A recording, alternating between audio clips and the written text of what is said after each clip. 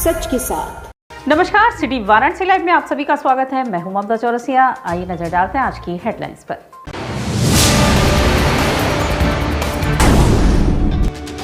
24 मार्च को पीएम मोदी के आगमन की तैयारियों का जायजा लेने वाराणसी पहुंचे सीएम योगी। वाराणसी में संघाई सहयोग संगठन पर्यटन प्रशासन के प्रमुखों की हुई बैठक। केंद्रीय पर्यटन मंत्री जी किशन रेड्डी ने की बैठक की अध्यक्षता। विद्युत कर्मियों की हड़ताल जारी। हड़ताल के दूसरे दिन किया समझौता पूर्ति यज्ञ। और विद्युत कर्मियों के हड़ताल से ध्वस्त हुई शहर की विद्युत आपूर्ति व्यवस्था। लोगों का फूटा गुस्सा उतरे सड़कों पर।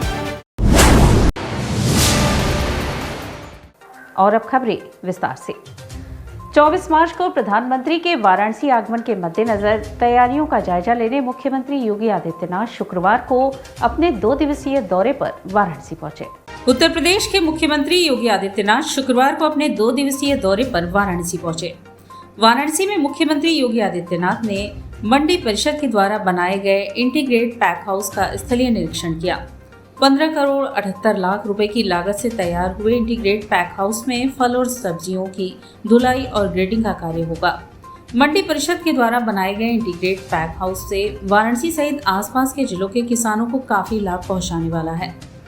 यहां किसानों के फलों और सब्जियों की धुलाई कर ग्रेडिंग निर्यात करने का कार्य किया जाएगा। उत्तर प्रदेश के मुख्यमंत्री योगी आदित्यनाथ के सर्किट हाउस पहुंचने पर सर्किट हाउस के सभागार में विकास कार्यों एवं निर्माण परियोजनाओं की प्रगति की जनपद के आला अधिकारियों के साथ समीक्षा बैठक की।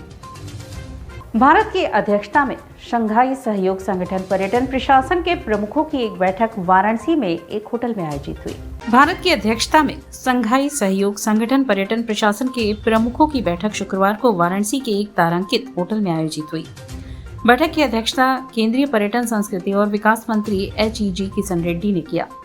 बैठक के दौरान SCO देशों के पर्यटन मंत्रियों ने पर्यटन के विकास पर ASCO सदस्य राज्यों की सरकारों के बीच समझौते को लागू करने के लिए तैयार की गई संयुक्त कार्य योजना को अंतिम रूप दिया और अनुमोदित किया। बैठक में प्रमुख रूप से SCO पर्यटन ब्रांड का प्रचार, पर्यटन में SCO सदस्य देश की संस्कृति विरासत को बढ़ावा देना, पर्यटन में सूचना और डिजिटल प्रौद्योगिकियों को साझा करना और आदान प्रदान करना, चिकित्सा और स्वास्थ्य पर्यटन में आपसी सहयोग को बढ़ावा देना, सेवाओं की गुणवत्ता में सुधार करने पर सहमति बनी। वही सदस्य देश SCO पर्यटन प्रदर्शनी, SCO फूड फेस्टिवल, पर्यटन पर वेबिनार और संगोष्ठी, क्षेत्र में पर्यटन के प्रचार और विकास पर सम्मेलन और विशेषज्ञ सत्र जैसी विभिन्न गतिविधियां करेंगे। बता दें कि काशी को SCO की पहली पर्यटन और सांस्कृतिक राजधानी घोषित की गई है। यह मान्यता है शहर को वैश्विक पर्यटन मानचित्र में अधिक प्रमुखता प्रदान करेगी। यह पहल काशी के आध्यात्मवाद, रहस्यवाद, शिक्षा को उजागर करके और अधिक ध्यान आकर्षित करेगी, जो भारतीय सभ्यता का पालन भी है। पर्यटन प्रशासन के SCO प्रमुखों की अगली बैठक 2024 में कजाकिस्तान में आयोजित की जाएगी। वहीं चीन, कजाकिस्तान, किर्गिज गणराज्य और उज्बेकिस्तान के साथ भारत की 4 द्विपक्षीय बैठकें भी SCO पर्यटन प्रशासन की प्रमुखों की बैठक के मौके पर आयोजित की गई। विद्युत कर्मचारी अपनी मांगों को लेकर 72 घंटे की हड़ताल पर हैं। पूर्वांचल विद्युत वितरण निगम कार्यालय के बाहर विद्युत कर्मी भारी संख्या में एकत्रित हुए और भिखारीपुर स्थित हनुमान मंदिर के पास विरोध स्वरूप समझौता पूर्ति यज्ञ किया। विद्युत कर्मचारी अपनी मांगों को लेकर पूरे प्रदेश में 72 घंटे की हड़ताल पर हैं। विद्युत कर्मियों के इस हड़ताल के चलते वाराणसी में विद्युत आपूर्ति व्यवस्था बेपटरी हो चली है। चूंकि जिला प्रशासन ने विद्युत कर्मियों के इस हड़ताल को देखते हुए पूरी तरह से कमर कस ली है, लेकिन उनकी यह व्यवस्था पूरी तरह से प्रभावी नहीं है। दूसरी ओर शुक्रवार को विगत दिनों की भांति भारी संख्या में पूर्वांचल विद्युत वितरण निगम कार्यालय के बाहर विद्युत कर्मचारी हड़ताल कर धरने पर बैठे हैं। भिखारीपुर स्थित हनुमान मंदिर के पास विद्युत कर्मचारी संयुक्त संघर्ष समिति के बैनर तले विरोध स्वरूप समझौता पूर्ति यज्ञ किया गया।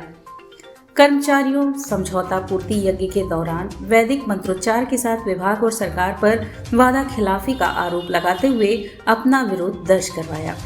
इस दौरान विद्युत कर्मचारियों ने विभाग को चेतावनी देते हुए कहा कि यदि विरोध के दौरान किसी भी कर्मचारी के ऊपर मुकदमा दर्ज किया जाता है तो यह विरोध सांकेतिक है जो अनिश्चितकालीन में तब्दील हो जाएगा। ये जो 3 तारीख को समझौता हुआ था माननीय ऊर्जा मंत्री और मुख्य सलाहकार मुख्यमंत्री जी का अवस्थी जी के बीच में उपस्थिति में समझौता हुआ था, जो कि 12 सूत्रीय मांग को लेकर, और समझौता ये हुआ था कि 15 दिनों के अंदर वो समझौता लागू किया जाएगा। लेकिन आज 105 दिन के उपरांत भी 12 सूत्रीय मांग जो है वो सिर्फ पेपर ही में रह गया, समझौता लागू नहीं हो पाया, जिसके विरोध में हमारा 36 घंटे का कार्य बहिष्कार था और कल रात 10 बजे से 72 घंटे का सांकेतिक हड़ताल था, जिसकी शुरुआत हो चुकी है, जिसके प्रारंभ हो चुका है। उसी के कार्यक्रम में आज एक शुद्धि बुद्धि यज्ञ का आयोजन किया गया था कि हमारे जो प्रबंधक निदेशक है उनकी बुद्धि जो भ्रष्ट हो चुकी है, इस यज्ञ से उनकी भगवान उनको अच्छी से बुद्धि दे जिससे वो समझौता को लागू कर सके।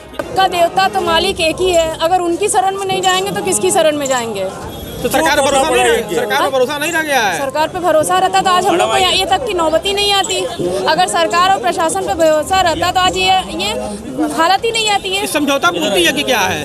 समझौता पूर्ति है कि 3 दिसंबर को जो हम लोग का समझौता हुआ था उसके पालन करने के लिए ये यज्ञ ये हो रहा, फिर ये हड़ताल की जा रही। कुछ समझौते को जो किया गया उसका पालन किया जाए। हवन इसलिए हो रहा है कि हमारा समझौता जो सरकार से, ऊर्जा मंत्री से, मुख्यमंत्री जी के सलाहकार से, उनसे जो समझौता 13 दिसंबर का हुआ है, 3 दिसंबर का, तो उसे हमें लागू कराना है। और सरकार ने हमें आश्वासन दिया था कि इसको मैं 15 दिन के अंदर लागू कर दूंगा, लेकिन आज 3 महीना हो गया। 3 महीने के बाद अगर लागू न होने पर कई चरणबद्ध आंदोलन किया गया, उसके बाद भी उन लोग को विचार नहीं बना, तो ये जो है हड़ताल जो है आज उनको हड़ताल के रूप में जो समर्पित हुआ है। इसलिए यज्ञ हो रहा है कि कम से कम अब से ही जनता के तकलीफ को देखते हुए हमारे सरकार का नीति खुले, हमारे जो मंत्री हैं, हमारे जो सलाहकार हैं, उनके मन में सद्बुद्धि आए कि ये हमारे समझौते को लागू कर दें। विद्युत कर्मियों द्वारा 72 घंटे की हड़ताल से वाराणसी में विद्युत व्यवस्था बुरी तरह से प्रभावित हुई है। वैसे प्रशासन ने इसके लिए कई कंट्रोल रूम स्थापित किए, लेकिन पूर्ण रूप से यह व्यवस्था प्रभावी नहीं रही। विद्युत कर्मियों के 72 घंटे के हड़ताल से वाराणसी में विद्युत आपूर्ति व्यवस्था चरमरा गई है। यह समस्या शहर के हर कोने में देखी जा सकती है। हालांकि जिला प्रशासन इस समस्या को दूर करने के लिए कई कंट्रोल रूम की स्थापना की गई है, लेकिन प्रशासन की यह व्यवस्था पूरी तरह से प्रभावी साबित नहीं हो रही है। अभी कई स्थानों पर कई घंटों से विद्युत आपूर्ति व्यवस्था गड़बड़ाई हुई है। वरुणापाड़ क्षेत्र में पिछले कई घंटे से बिजली आपूर्ति ठप है, जिससे क्षेत्रीय लोगों में काफी आक्रोश दिखा। कई बार शिकायत के बाद भी जब विद्युत आपूर्ति नहीं की गई और केवल आश्वासन ही दिया जा रहा था, जिससे क्षुब्ध होकर धरना दिया गया। इनका कहना था कि इस समय बच्चों के इम्तिहान चल रहे हैं, 2 दिन से कैसे हम सब काम कर रहे हैं हम ही जानते हैं। यदि हमारी समस्या का समाधान नहीं किया गया तो हम चक्का जाम करने को मजबूर होंगे। धरने पर बैठने वालों में व्यापार नेता अजीत सिंह बग्गा, कविंदर जायसवाल, मयंक चौबे सहित क्षेत्रीय व्यापारी व दर्जनों स्थानीय लोग शामिल थे। इस क्षेत्र में पांडेपुर नई बस्ती क्षेत्र में विगत 30 घंटे से बिजली नहीं है और मैं प्रशासन को बार बार आगाह किया। यहाँ का क्षेत्रीय मंत्री और जो हैं विधायक हैं उनको बोला गया है, सारे लोगों को अवगत कराने के बाद किसी का फोन नहीं उठता है और किसी को आश्वासन मिलता है। डीएम साहब को भी मैंने फोन किया, आ जाएगी करके बैठक चल रही है। रात को 12 बजे तक बैठक करने के बाद हेल्पलाइन नंबर दिया गया, उस पर मैं सुबह 5 बजे से फ़ोन कर रहा हूँ। तीनों हेल्पलाइन नंबर पर कोई फ़ोन का रिस्पांस नहीं मिला। और इसके बाद भी मैंने अवगत कराया, यहाँ के थाना जलालपुर को भी अवगत कराया। 112 नंबर को रात को 8 बजे फ़ोन किया था प्रदेश तक ले। सारे लोगों को अवगत करने के बाद हम लोगों को कोई राहत न मिली। पानी घरों में नहीं है, बच्चों का एग्जाम चल रहा है, कैसे आदमी जीवन जिएगा? अगर यहाँ बिजली से समाधान नहीं हुआ तो आप लोग क्या करेंगे? सड़क जाम करेंगे। बिजली कर्मचारियों की हड़ताल की वजह से मैदानी क्षेत्र में भी बिजली न होने की वजह से लोग काफी परेशान दिखे। परेशान हाल में ये लोग मैदानी उपकेंद्र कार्यालय पहुंचे, जहां कोई भी बिजली कर्मचारी नहीं मिला, तो ये लोग कोतवाली प्रभारी निरीक्षक के यहां पहुंचे, जहां इन्हें जल्द ही समस्या से निजात दिलाने का आश्वासन दिया गया। ये मैदानी उपकेंद्र पे इसलिए आए हुए हैं कि कल शाम से पूरे नवापुरा, दारानगर नवापुरा में लाइट नहीं है, जिसके कारण पेयजल की समस्या है। बच्चों का एग्जाम है हाई स्कूल इंटर का, जिसको बच्चों को पढ़ने के लिए बहुत दिक्कत हो रही है। उसके अलावा सुबह से पानी की बहुत बड़ी किल्लत आज सबके सामने, जनता के सामने आ रही है, जो बहुत ही बड़ी एक दिक्कत है। सिंधौरा थाना क्षेत्र के बरवा गांव में भंडारे में बना भोजन ग्रहण करने से दर्जनों लोगों की हालत बिगड़ी, जिससे आनन फानन में उन्हें अस्पताल में भर्ती कराया गया। इस घटना से गांव में हड़कंप मचा हुआ है। सिंधौरा थाना क्षेत्र के बरवा गांव में बुधवार की रात भंडारे में बना भोजन ग्रहण करने से 60 से ज्यादा लोगों की हालत गंभीर हो गई। उन्हें अस्पताल में भर्ती कराया गया है। इस घटना से गांव में हड़कंप मचा हुआ है। बताया जाता है कि बुधवार को बरवा गांव में हरिनाथ बेन बंशी उर्फ करिया के यहाँ जय गुरुदेव के प्रवचन के बाद वार्षिक भंडारे का आयोजन किया गया था। इसमें बरवा, देवजी, बलोई व जलालपुर समेत आसपास के गांव के सैकड़ों लोग शामिल हुए थे। सत्संग समाप्त होने के बाद प्रसाद के रूप में भंडारे की व्यवस्था थी। सैकड़ों सत्संगी प्रसाद में बनी पूड़ी, सब्जी, चावल, दाल, खीर, पुलाव समेत अन्य व्यंजन ग्रहण किए। भंडारे में खाने वाले लोगों में से 1 दर्जन लोगों को रात में उल्टी दस्त होने लगी। गुरुवार सुबह होते होते प्रसाद ग्रहण करने वालों की हालत गंभीर होने लगी। प्राथमिक स्वास्थ्य केंद्र पिंडरा, सामुदायिक स्वास्थ्य केंद्र गजोखर पर मरीज पहुंचने लगे। शाम तक पिंडरा PHC पर 27 लोग पहुंचे। इन्हें जिला अस्पताल के लिए रेफर किया गया। सूचना पर स्वास्थ्य विभाग की टीम ने प्रभावित परिवारों में इलाज किया। तहसील से राजस्व निरीक्षक व हल्का लेखपाल भी पहुंच गए। बीमार होने वालों में रिंकी 16 वर्षीय, प्रिंस 13 वर्षीय, घनश्याम 42 वर्षीय, मंगला प्रसाद 55 वर्षीय, मंगलम 50 वर्षीय, संतोष 40 वर्षीय, अवधेश 50 वर्षीय, संतलाल मास्टर 65 वर्षीय, विकास, विपुल, रोशन, गुड्डी, राधिका, रमरज्जी देवी समेत 60 से ज्यादा लोगों को सरकारी व निजी अस्पतालों में भर्ती कराया गया है। PSC प्रभारी डॉक्टर राहुल सिंह ने बताया कि स्थिति नियंत्रण में है। एक पूजा था, सत्संग था, वहाँ पर गए थे। उसमें पुलाव था, पनीर था, ये सब खाए हुए थे। इसलिए रात को 2-2:30 बजे के उसके बाद 2-2:30 बजे हम लोग 2-3 बजे खाना दोपहर में खाए थे। रात को 2-2:30 बजे के बाद सबका मतलब लैट्रिन हो गया, उल्टी हो गया और पेट दर्द, पूरा शरीर बदन दर्द स्टार्ट होने लगा। तो मैं 1-2 डॉक्टर दिखाया था गाँव में, वहाँ नहीं रहा। तो पिंडरा है, पिंडरा से रेफर के दीनदयाल में। अभी कैसे चल रहा है? अभी थोड़ा आराम है पहले से कुछ। पनीर खाए थे, राइस खाए थे, फिर उसके बाद 12 बजे रात से उल्टी कुल्ला होने लगा 10 बजे सुबह तक। वैसे उसके बाद फिर कहाँ दिखाया? पिंडरा दिखाए थे। डॉक्टर क्या बोले वहाँ पे? पानी चढ़ा है, फिर कहें जाओ वहाँ दीनदयाल पे। अभी कैसी तबीयत? अभी ठीक है, लेकिन बुखार है, कपा भी हाँ परसों। फिर उसके बाद में वही खाना वाना खाए थे। तो क्या खाना खाए थे? पुलाव था और सब्जी, पनीर की सब्जी, यही सब था। तो उसी लिए कितने लोग थे वहाँ पर? कितने लोग खाए होंगे? ये तो नहीं पता कितने लोग खाए थे, लेकिन हम लोग के रूम पे आया था, खाना भिजवाए थे तो हम लोग खाए थे। तो तबीयत में क्या दिक्कत, क्या तकलीफ? पूरे कपार पर सर दर्द करने लगा। फिर उसके बाद में उल्टी भी हुआ 2 बजे रात को। फिर उसके बाद हम लोग सुबह में आए यहाँ पे। अभी डॉक्टर क्या बता रहे हैं? डॉक्टर अभी आराम है? हाँ आराम है। हमारे यहाँ फूड पॉइजनिंग का 30 कैंडिडेट आए थे। 30 में से 10 लोग को आउटडोर ट्रीटमेंट देकर छोड़ दिया गया, स्टेबल। 20 लोग एडमिट है, उनका ट्रीटमेंट चल रहा है। कहाँ का प्रकरण है सर? ये सोंधरा के पास कोई गांव है, गांव का एग्जैक्ट नाम हम नहीं बता सकते हैं। वो लोग भोज में सम्मिलित हुआ था, उसी के बाद ये हुआ है। क्या कारण होता है कि फूड पॉइजनिंग का? हाँ, फूड पॉइजनिंग अगर कोई एडल्ट्रेशन हो गया, कोई गलत चीज़ मिल गया, चाहे बासी हो गया, चाहे सिंथेटिक पनीर खूब चला है, इसी के चलते होता है।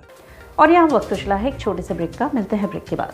वाराणसी लाइव, सच के साथ। Facilities of Navneeta Kuvar Public School, quality education, well qualified faculty, dance, vocal, instrumental music, robotics, art and craft, skating, karate classes, indoor and outdoor activities, use playground for kindergarten and various types of games, math, physics, biology, chemistry lab and smart library, well maintained computer lab and classes, highly secure and GPS track convince facilities, educational based activities using technique tools and interesting methods for students. Navneeta Kuvar Public Schools, Swahi near BHU Hyderabad Gate, Varanasi. Mobile number 7311128462. Navneeta Kunwar public school. International Hindu school है। Science, math एवं computer lab, सुसज्जित library, वाहन की उत्तम व्यवस्था, विभिन्न खेलों की शिक्षा, बच्चों के शारीरिक एवं मानसिक विकास हेतु योगा का प्रशिक्षण सुविधा।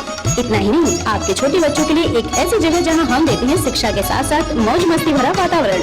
International Hindu school, Nagwa, Lanka, Varanasi. Swami Harsevanand public school, वातानुकूलित छात्र छात्राओं हेतु छात्रावास की सुविधा, हरितिमा युक्त खेल का मैदान, indoor game, outdoor game, NCC, ABC certificate तथा कैरियर काउंसलिंग की सुविधा, विज्ञान, कला तथा कॉमर्स के साथ वैकल्पिक विषयों की एक लंबी श्रृंखला, कम फीस में उत्कृष्टतम अध्ययन की व्यवस्था, शहर की सभी भागों क्षेत्र में बस की सुविधा, विज्ञान, कंप्यूटर तथा सभी आधुनिकतम प्रयोगशाला है, ऑडियो वीडियो क्लासेस की सुविधा। Swami Harsevanand public school and hostel, शिक्षण समूह, शाखाएं Hadwa Ghat, Ramna, Varanasi. Phone number 9554995413।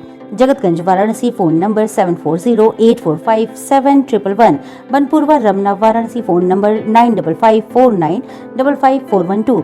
Railway station road, Durg, Sonbhadra. Phone number 7081109710। Marsada, Ghorawal, Sonbhadra. Phone number 955496319495 एवं स्वामी हरसेवानंद महाविद्यालय Churk, Sonbhadra. Phone number 7081109711। Swami Harsevanand public school पाठशाला ही नहीं, संस्कार शाला भी है।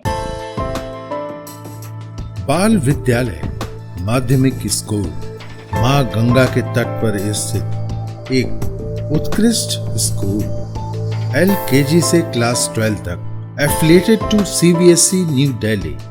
State of the art computer lab, बच्चों के खेलने कूदने की उचित व्यवस्था, smart classes for better understanding, बच्चों को खेलने एवं कल्चरल एक्टिविटीज के लिए एक विशाल ग्राउंड एवं स्टेज, फिजिक्स का प्रैक्टिकल, उत्कृष्ट केमिस्ट्री लैब, संगीत की कक्षाएं, खेल कूद की व्यवस्था जैसे बास्केटबॉल इत्यादि, योग्य शिक्षकों एवं शिक्षिकाओं द्वारा पठन पाठन की व्यवस्था, उत्कृष्ट ट्रांसपोर्ट की उचित व्यवस्था।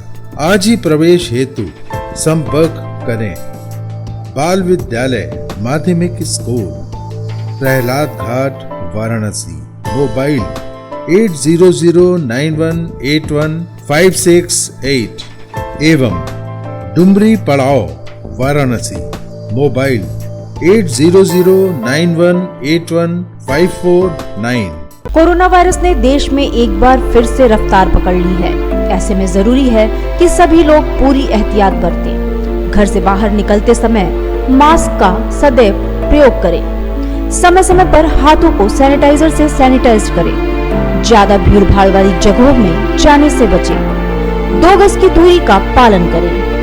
स्वस्थ रहें, सुरक्षित रहें। जनहित में जारी वाराणसी लाइव। वाराणसी लाइव, सच के साथ। और ब्रेक के बाद पुनः आपका स्वागत है। जैतपुरा थाना क्षेत्र में औसानगंज तिराहे पर एक इलेक्ट्रॉनिक सामान के गोदाम में आग लग गई, जिससे क्षेत्र में सनसनी फैल गई। जैतपुरा थाना के औसानगंज तिराहे के समीप स्थित इलेक्ट्रॉनिक सामान के गोदाम में गुरुवार की शाम आग लग गई। देखते ही देखते आग ने भीषण रूप ले लिया। इससे क्षेत्र में अफरा तफरी मच गई। मकान में रह रहे लोगों ने छत से कूदकर किसी तरह अपनी जान बचाई। सूचना के बाद पहुंची फायर ब्रिगेड की टीम को आग पर काबू पाने के लिए कड़ी मशक्कत करनी पड़ी। बता दें कि औसानगंज तिराहे के समीप 3 मंजिला मकान के निचले तल पर इलेक्ट्रॉनिक का गोदाम है। गोदाम में अचानक आग लग गई। देखते ही देखते आग ने विकराल रूप धारण कर लिया। नीचे से आग की लपटें और धुआं उठते देख मकान के ऊपरी तलों पर रह रहे लोगों में अफरा तफरी मच गई। लोगों ने छत से कूदकर अपनी जान बचाई। मौके पर जुटे लोगों ने इसकी सूचना पुलिस व फायर ब्रिगेड को दी। फायर ब्रिगेड की टीम ने कड़ी मशक्कत कर आग पर काबू पाया।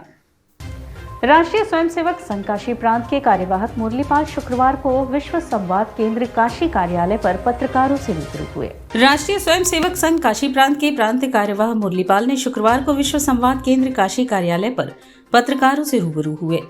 वे हरियाणा के समलखा में आयोजित राष्ट्रीय स्वयंसेवक संघ के अखिल भारतीय प्रतिनिधि सभा की बैठक में सम्मिलित होने के पश्चात काशी लौटकर आयोजित पत्रकार वार्ता को संबोधित कर रहे थे। उन्होंने बताया कि बैठक में जानकारी दी गई कि राष्ट्रीय स्वयंसेवक संघ की शाखाओं के माध्यम से सामाजिक परिवर्तन का लक्ष्य प्राप्त करने में काशी प्रांत पूरे देश में अग्रणी है। गत दिसंबर में संपूर्ण काशी प्रांत में टोली बनाकर 352 स्थानों पर शाखाओं के माध्यम से स्वयंसेवकों द्वारा शाखा क्षेत्र का सर्वेक्षण किया गया, जिसमें मतांतरण, छुआछूत, साक्षरता की कमी, लव जिहाद, पारिवारिक कलह, पेयजल समस्या, वाचनालय एवं पुस्तकालयों की समस्या समेत 12 प्रमुख समस्या प्रकाश में आई। स्वयंसेवकों ने इन समस्याओं का समाधान जगह जगह टोली बनाकर किया। उदाहरण स्वरूप केराकत जौनपुर के बेलहरी में स्वयंसेवकों ने मिलकर गांव को व्यसन मुक्त कर दिया। वर्तमान में यह गांव उपरोक्त समस्याओं से मुक्त है। गांव में समरसता का वातावरण है। यहां बनाए जाने वाले बेलहरी महोत्सव में गांव से दूर रहकर जीवन यापन करने वाले लोग भी अपना योगदान देते हैं। ये संघ स्वयं के लिए नहीं है बल्कि समाज के लिए। शाखा का काम व्यक्ति निर्माण का काम है। हम व्यक्तियों में संस्कार का भाव भरते हैं और व्यक्तित्व निखारते हैं। व्यक्ति निर्मित होगा तो परिवार निर्मित होगा, और परिवार अगर अच्छा होगा तो यह समाज बेहतर होगा, और समाज अच्छा होगा तो देश उत्तम होगा। इसी के लिए राष्ट्रीय स्वयंसेवक संघ निरंतर 1925 से लेकर के अंत तक प्रयास कर रहा है, और अहरनिश प्रयास चलता रहेगा जब तक यह देश परम वैभव के शिखर पर न पहुंच जाए। उत्तर प्रदेश अनुसूचित जाति वित्त एवं विकास निगम के अध्यक्ष डॉक्टर लालजी प्रसाद निर्मल वाराणसी पहुंचे। उन्होंने कहा, संविधान निर्माता बाबा भीमराव अंबेडकर को सम्मान देने के लिए केंद्र सरकार कई कार्य करेगी। उत्तर प्रदेश अनुसूचित जाति वित्त एवं विकास निगम तथा भारत रत्न डॉक्टर अंबेडकर स्मारक एवं संस्कृति केंद्र के अध्यक्ष डॉक्टर लालजी प्रसाद निर्मल शुक्रवार को वाराणसी पहुंचे। इस दौरान डॉक्टर लालजी प्रसाद निर्मल ने सर्किट हाउस में विभागीय अधिकारियों के साथ समीक्षा बैठक करने के पश्चात प्रेस कॉन्फ्रेंस किया। प्रेस कॉन्फ्रेंस के दौरान डॉक्टर लालजी प्रसाद निर्मल ने कहा कि संविधान निर्माता बाबा भीमराव अंबेडकर को सम्मान देने के लिए केंद्र की मोदी सरकार ने बड़े निर्णय लिए हैं। उत्तर प्रदेश में 10,358 अनुसूचित जाति बाहुल्य गांवों को प्रधानमंत्री आदर्श ग्राम के रूप में विकसित किया जा रहा है। इस आदर्श ग्राम में लोगों को सभी मूलभूत सुविधाएं उपलब्ध कराई जाएंगी। इसके साथ ही 1336 दलित बाहुल्य गांवों को डॉक्टर अंबेडकर उत्सव धाम के रूप में विकसित किया जाएगा। इसमें वाराणसी के 28 गांव चयनित किए गए हैं। इन गांवों को अंबेडकर उत्सव धाम के रूप में विकसित किया जाएगा। इन गांवों में 25 लाख रुपए की लागत से एक सामुदायिक भवन का निर्माण करवाया जाएगा। इसके साथ ही मुख्यमंत्री योगी आदित्यनाथ ने बाबा साहब भीमराव अंबेडकर को सम्मान देने के लिए प्रदेश की राजधानी लखनऊ में बाबा साहब अंबेडकर स्मारक और सांस्कृतिक केंद्र का निर्माण करवा रहे हैं, जो केवल पत्थरों का स्मारक नहीं होगा बल्कि यह सांस्कृतिक केंद्र डॉक्टर भीमराव अंबेडकर के विचारों पर आधारित होगा, जिसमें संग्रहालय के माध्यम से बाबा साहब भीमराव अंबेडकर के व्यक्तित्व को प्रदर्शित किया जाएगा। बोधिसत्व बाबा साहब डॉक्टर अंबेडकर को सम्मान देने के लिए सरकार ने बड़े निर्णय लिए हैं। उत्तर प्रदेश में 10,358 अनुसूचित जाति बाहुल्य गांवों को प्रधानमंत्री आदर्श ग्राम के रूप में विकसित किया जा रहा है।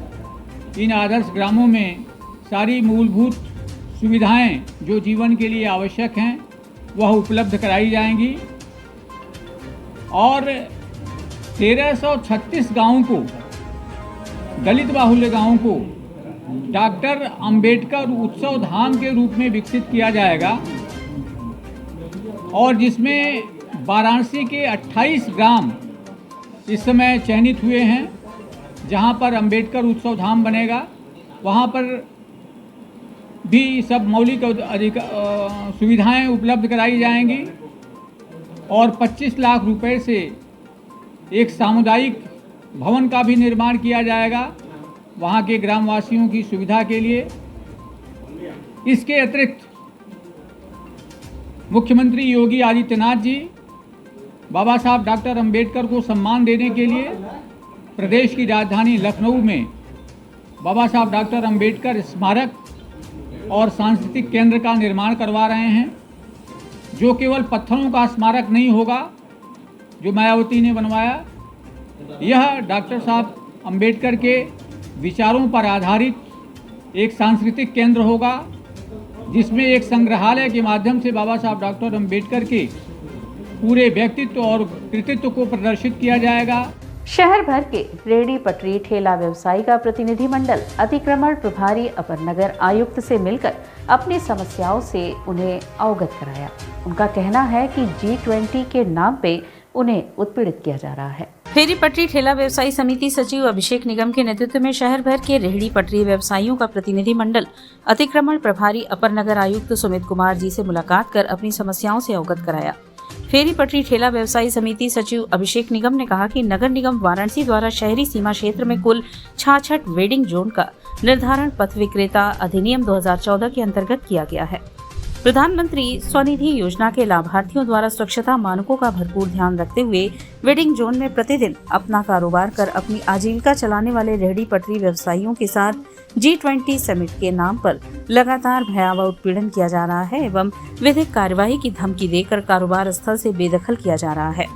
जिला प्रशासन के उच्च अधिकारियों द्वारा नियमित रूप से निर्धारित वेडिंग जोन में पटरी व्यवसायियों का उत्पीड़न किया जा रहा है, जिससे न केवल वाराणसी लोकप्रिय सांसद यशस्वी प्रधानमंत्री जी व वर्तमान सरकार की छवि धूमिल की जा रही है, व गरीब मजलूम मेहनत कश व्यक्ति द्वारा स्वरोजगार कर अपनी आजीविका व्यवस्थित ढंग से प्रतिदिन चलाकर परिवार के जीविकोपार्जन में आर्थिक रूप से बोझ पैदा किया जा रहा है, जो कि न केवल निंदनीय है बल्कि इस प्रकार की कार्यवाही दुखद है। अगर तत्काल प्रभाव से 1 सप्ताह के अंदर उच्चाधिकारियों के साथ बैठक कर उत्पीड़न की कार्यवाही नहीं रोकी गई तो आगामी प्रधानमंत्री जी के काशी आगमन पर शहर भर के रेहड़ी पटरी व्यवसायी अपनी दैनिक आजीविका की मांग को लेकर यशस्वी प्रधानमंत्री जी को ज्ञापन सौंपेंगे।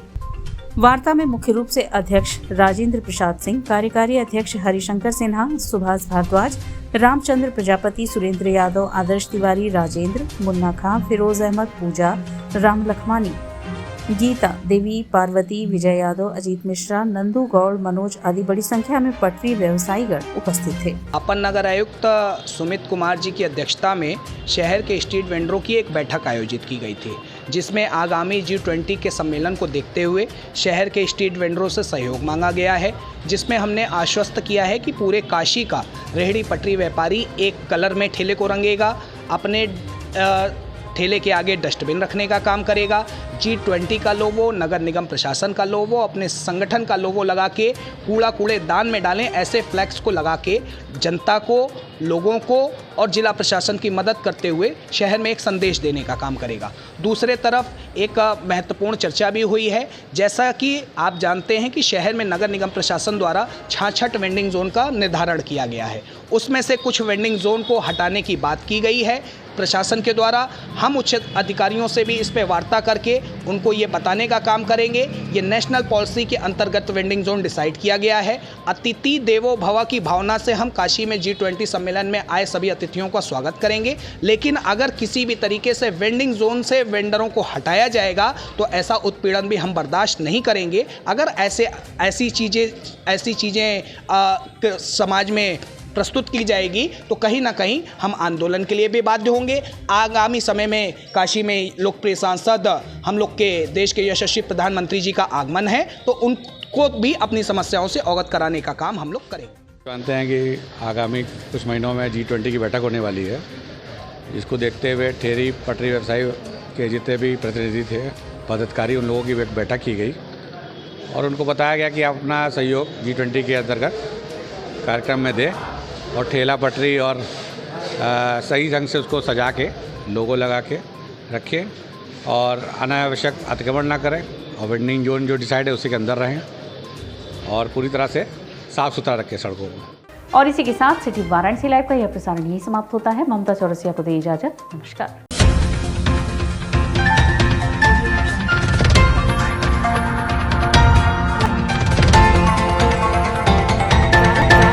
लाइव सच के साथ।